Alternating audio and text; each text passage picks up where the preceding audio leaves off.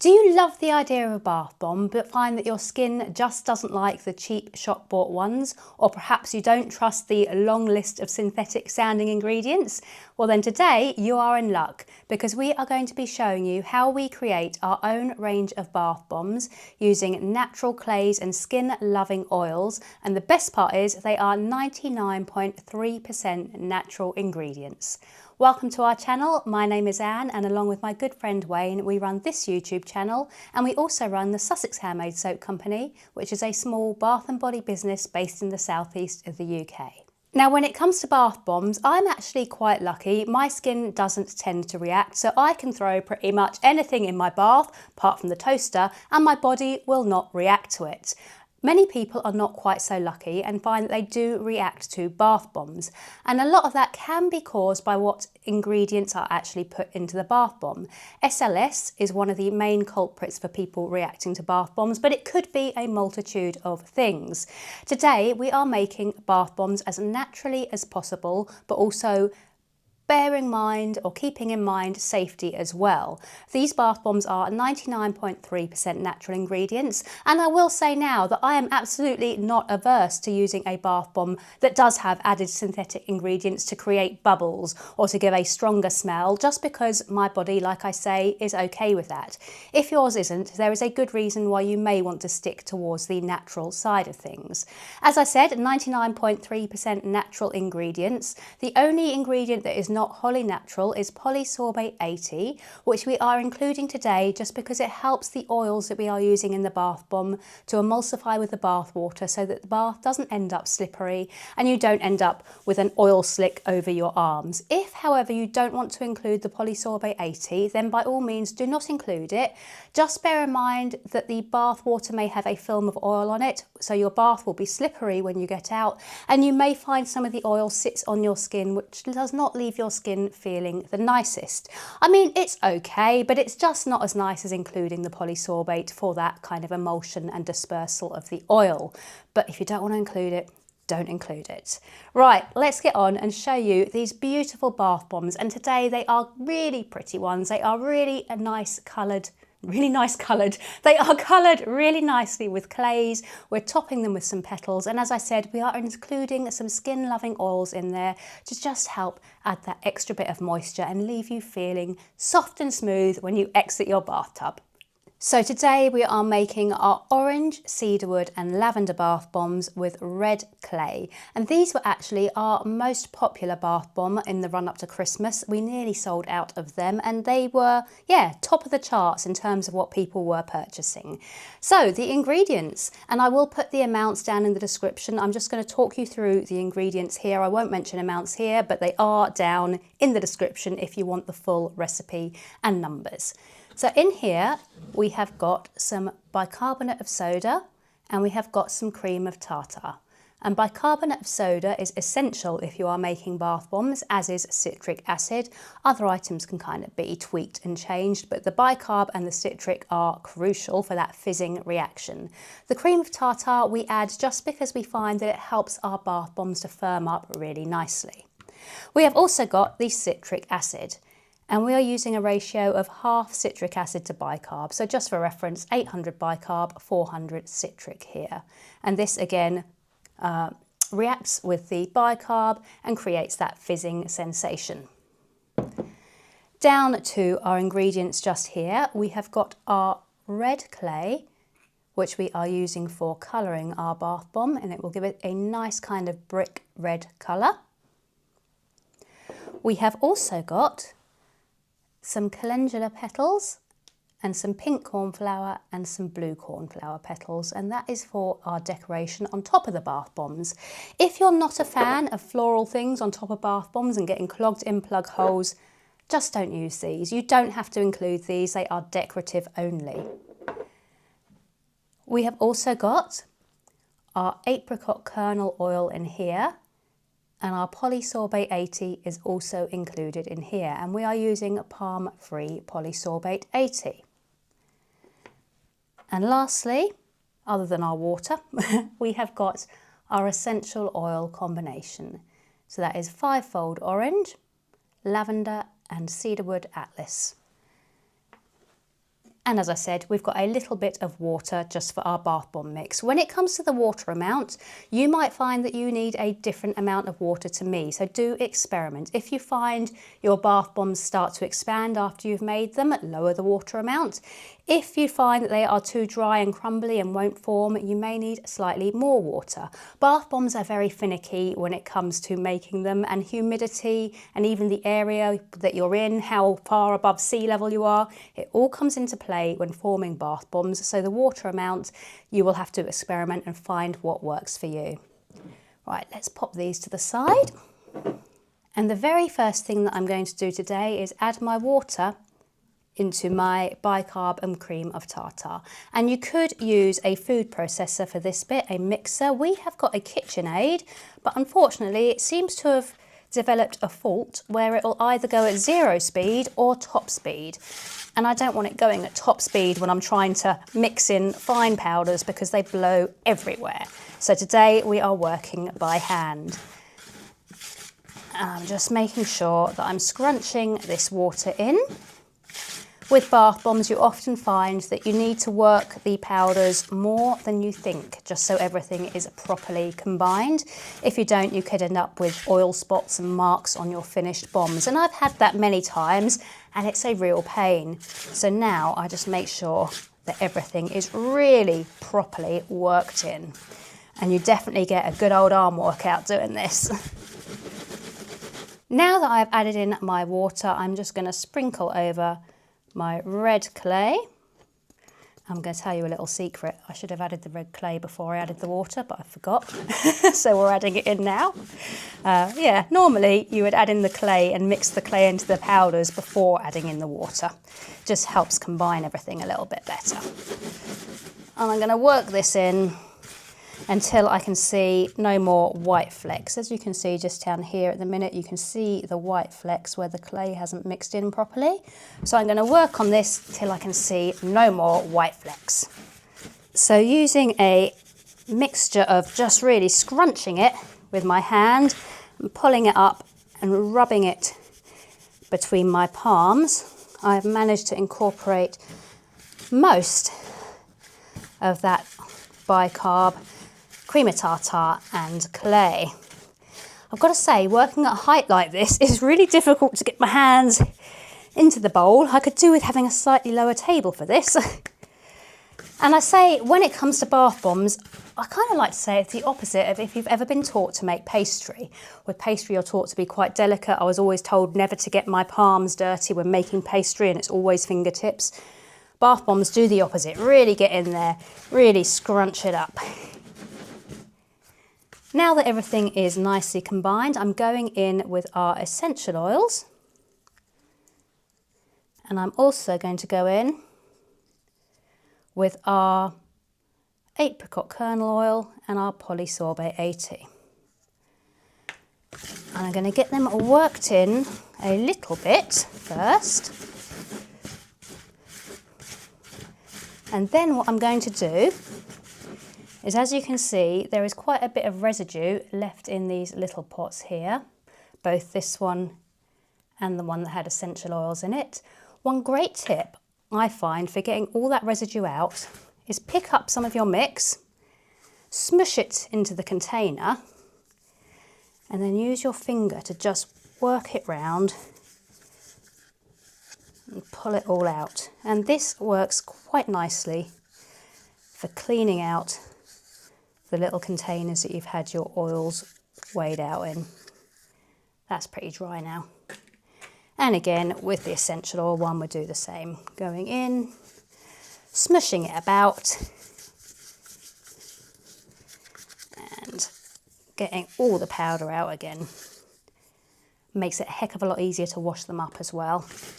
And now it is back to that mix of stirring it with my hand and my fingers, scrunching it, picking it up and rubbing it. Yeah, I need to give me a little step here to stand on. And I'm going to go at this for a good couple of minutes just to make sure it really is all properly blended in. I mean, to me now it looks fine, but from previous experience I know that the more I go at it, the better the final bath bombs will look. So you can see now that I've got quite a well mixed consistency.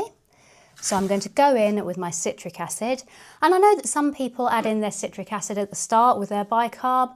I personally just prefer adding it in last. I just find my bath bombs work a little bit better. They don't tend to react quite so much when this goes in last, but if you've already got your own method for bath bombs and the order you add ingredients, then stick to that. Now we're back to mixing. Cool.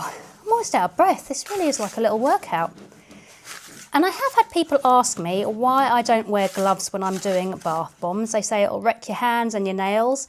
And yes, my nails and my hands don't especially like doing this. What I will say is, obviously before I start, my hands are washed and cleaned and sanitised to within an inch of their life. They are very clean hands, but also I make bath and body products, so my nails are never going to be in tip-top condition. And the reason I don't like wearing gloves is that I feel it really helps me to be able to feel the mixture with hands. I can tell just from the feel whether it's ready, if it's a bit too wet, if it's a bit too dry. And I like having that physical feeling, which you don't get through gloves. So that is why I don't wear gloves when making my bath bombs. Right, and again, give this a proper good working in. Mix it as much as you think you need to mix it, and then keep mixing it for a bit longer. And what you're looking for when the mix is ready is a kind of consistency that is a bit like damp sand, or that kinetic sand that you can buy for kids as well, something similar to that.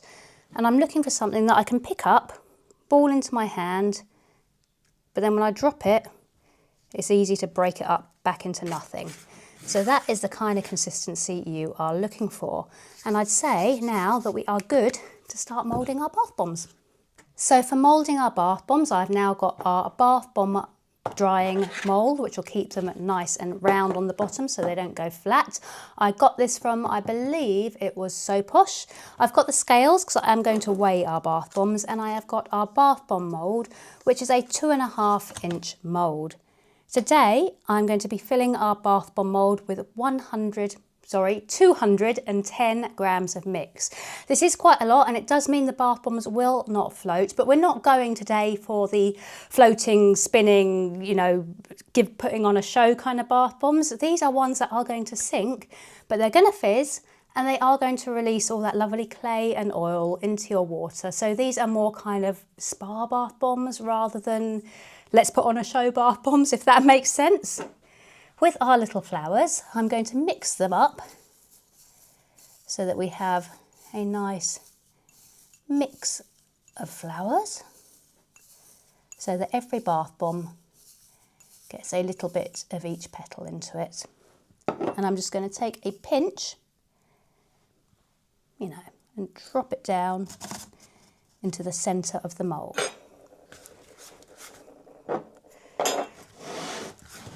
Then I'm coming over to our mix,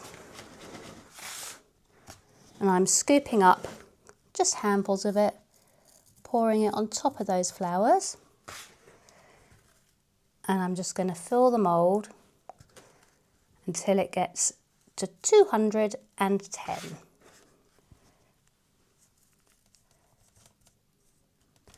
The nice thing about bath bombs is you don't need trade approved scales to sell them, because trade approved scales are generally only used for weighing the final product, and that is if you are selling by weight.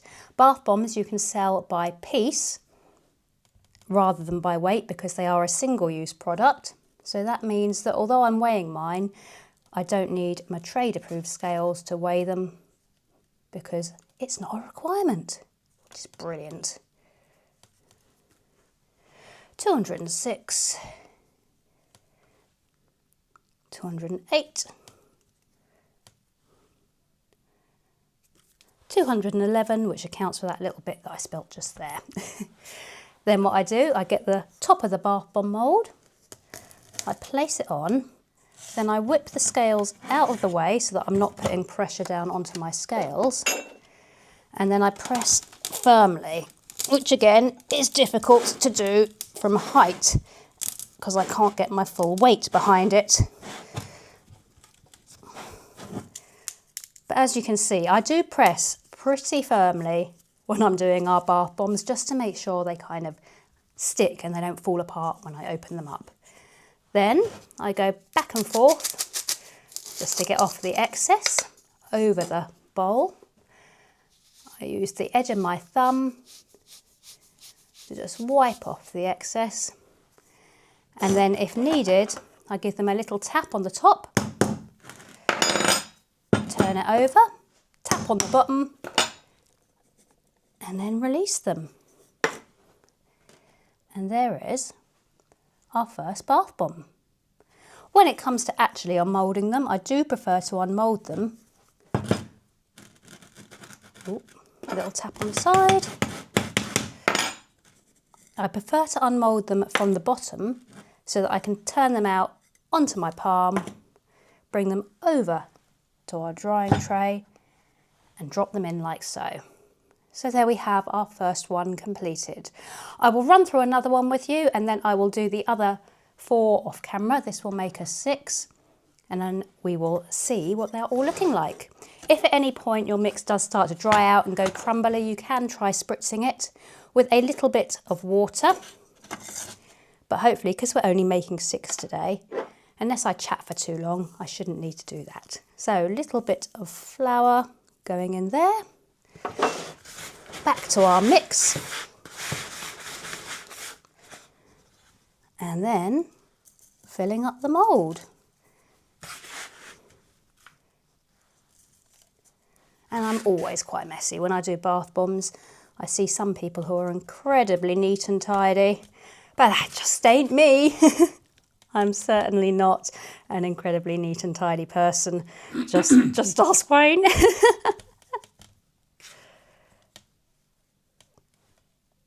204 and 210. Gently pat down the top, keeping that mound in the centre. Top goes on.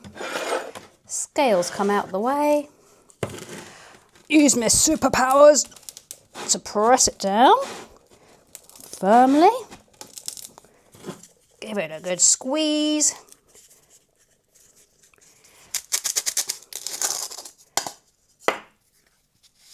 Pull the excess off. Little tap. Little tap. Turn it out. And there we have it. A red clay bath bomb with a lavender, cedarwood and orange essential oils, topped with some very pretty calendula and cornflower petals. Let's get the others done now. I'll come back. Oh, I'll come back when this is nice and full. So here we have the 6 finished bath bombs, and hopefully you will agree that they are very pretty looking. I really like the way that they look, and I love the colours that the clays bring to them as well. Just that really natural looking colouring. What I'm going to do with these now is take them upstairs where I've got a small room with a dehumidifier running, and I've set the dehumidifier to 40. I do find that without a dehumidifier they do start to expand a little, and they do sometimes get the little signs that the citric acid and bicarb have activated, and I don't want that. So I'm going to take them off upstairs now and just get them into that room as quickly as possible. So the bath bombs are now upstairs in the room with a dehumidifier, and I'm going to leave them there for the next 24 to 48 hours just to really firm up. I'd love for you guys to be able to see how they fizz and how they perform, but we haven't got a lot of mix left. Just a little bit of excess, what we wiped off the table. What I am going to do is I'm just going to tip in a small amount of warm water just so you can kind of see the reaction and hopefully pick up the sound of the fizzing as well. I know it's not as good as seeing an actual bath bomb in action, but I'm afraid this is all we've got. So let's go with it. Water going in.